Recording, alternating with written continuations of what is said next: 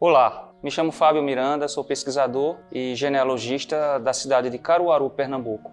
Há muitos anos eu me dedico a fazer pesquisa genealógica com o intuito de montar uma árvore genealógica da minha família e acabei descobrindo uma história fantástica.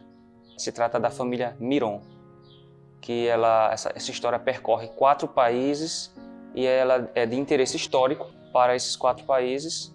Muita documentação e muitas nuances dessa história eu descobri e coloquei aqui no livro Baú de Memórias, e eu queria trazer um pouco para vocês essa história dos Miron. Os Miron. As primeiras notícias dos Miron foi descoberto por mim em recortes de jornal do ano de 1605, quando François Miron, ele trabalhava para a coroa francesa. Eles fizeram, em parceria com a coroa, a primeira arborização da avenida mais famosa de Paris, a Champs-Élysées. Também naquele período foi feito alguns serviços de estrutura de canais de esgoto na cidade de Paris. Passa-se um tempo, existe uma lacuna de tempo grande aí. Na Europa estava também acontecendo perseguições, Inquisição católica. Muitos judeus foram perseguidos nessa época, século 17, 18, inclusive o início do século 19 também. No século ainda 18 ou o final do século 17, não sei, porque existe uma lacuna de tempo aí sem documentação. Os Miron, um dos componentes dos Miron, a família, ela, por motivos de terem aderido à religião protestante, né, eles foram também perseguidos e migraram para a Holanda. Passaram pouco tempo naquele país, que era tolerante com as religiões, e dali eles migraram novamente para a Suíça, a parte de língua francesa da Suíça, na cidade de Lausanne.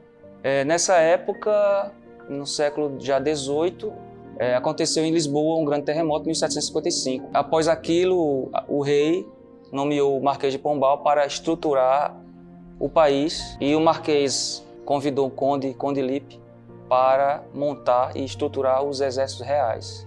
Esse conde ele foi muito importante para a história e convidou, né, um engenheiro e matemático lá na cidade de Lausanne, descendente dessa família dos Miron, para fazer carreira militar em Portugal e abrir uma escola de artilharia. Em 1762, esse engenheiro migrou para Portugal. Existe uma publicação em Portugal onde esse engenheiro ele toma posse lá no cargo militar. E ali ele faz carreira militar. Ele teve 3 filhos, João Vitória Miron, Cláudio Gabriel e Maria Joana. Cláudio Gabriel era o mais velho e no iniciozinho do século XIX ele foi nomeado sargento. Porém, depois disso não se tem mais documentação nenhuma. Provavelmente ele morreu porque nessa época estava também acontecendo as invasões francesas na Península Ibérica. E ele pode ter morrido em combate. O irmão do meio, João Vitória, ele teve um filho. E a irmã caçula, Maria Joana, ela não teve filhos. Foi encontrado os testamentos de Maria Joana e João Vitória. João Vitória faleceu em 1817. Ainda novo, jovem, ainda na faixa dos 40 e poucos anos, devido a uma doença ou a alguma sequela, até porque ele também participou da Guerra Peninsular e lutou contra os franceses na cidade espanhola de Castelo Rodrigo. Faleceu em 1817. Na década posterior, a irmã dele falece também, já idosa. No testamento dela, ela diz que deixaria tudo para a filha adotiva, já que não teve filhos. Porém, se a filha adotiva não pudesse herdar, ela deixaria tudo para o sobrinho dela, que estava no Brasil. Isso já era 1820 e alguma coisa, 1827, se não me engano. Então, é aí que começa a saga dos Miron no Brasil. João Vitória Miron, irmã de Maria Joana, ele morreu um pouquinho antes, em 1817, e no testamento dele não diz que teve filhos. Mas a irmã relata que teve filhos. Por quê? Surge a pergunta, por que João Vitória negou a existência de um filho em um testamento? Bom, eu deduzo, tenho a minha teoria sobre isso, que ele estava querendo poupar a vida do único filho para que ele não tivesse que lutar na guerra. Era um jovem saudável, estava na faixa etária mesmo de ser alistado, precisaria sair do país para que isso não acontecesse. Aqui no Brasil, ele chegou provavelmente no início da década de 20 do século XIX. Esse português, né, que ele nasceu em Portugal, na cidade do Porto, José Maria Miron, ele era meu trisavô. Chegou em 1826, é o primeiro documento que eu tenho dele no Brasil, quando ele foi pai de uma criança, uma menina chamada Engrácia Maria da Glória, aqui em Caruaru, na cidade de Caruaru, no sítio Jucá. E aí ele teve 2 anos depois um filho, João, e depois existe uma lacuna de tempo, sem documentação e sem notícia dele. Minha bisavó, filha dele, nasce somente em 1858, muitos anos depois, já na cidade de Alagoas, Quebrangulo. Provavelmente meu trisavô, José Maria Miron, teve 3 casamentos. A família se espalha por Pernambuco inteiro, principalmente na cidade de Itabira, onde um dos filhos de José Maria Miron migra para lá, Miguel Miron de Vasconcelos. E lá eles formam uma grande descendência dos Miron. Então o maior número de pessoas com o sobrenome Miron, hoje em Pernambuco, está localizado na cidade de Itabira. Eles se espalharam pelo Brasil inteiro, os Miron. Existem alguns descendentes conhecidos aqui em Caruaru que fizeram história na cidade.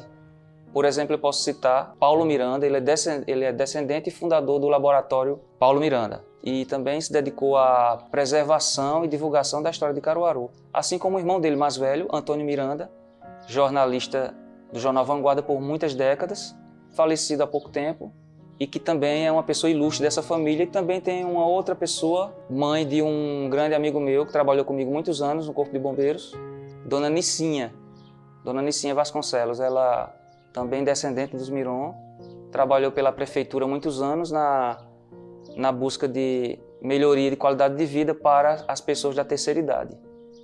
Essa história ela pode ser acessada através do livro Baú de Memórias 2021, de minha autoria. É muito fácil de adquirir, você pode entrar no site clubedeautores.com.br, digitar o título do livro, Baú de Memórias, e lá tem a opção de você adquirir o livro. Essa pesquisa ela foi feita de várias maneiras. Eu utilizei sites de busca, onde também existia a parte de documentos digitalizados, como livros de batismo, casamento, inventários, e também utilizei algumas plataformas de Portugal, vários sites como Hemeroteca e outros locais. Também eu tive que adquirir também obras como esse livro aqui, lançado em 1960 em Lisboa. Ele é todo escrito em francês e o título é Dialogue Luso-Suisse. O autor é Beat de Fischer. E era uma obra rara, eu adquiri, tive que comprar fora do país para que a gente pudesse montar toda essa história. Recomendo essa obra, Baú de Memórias, porque é a história de Pernambuco também.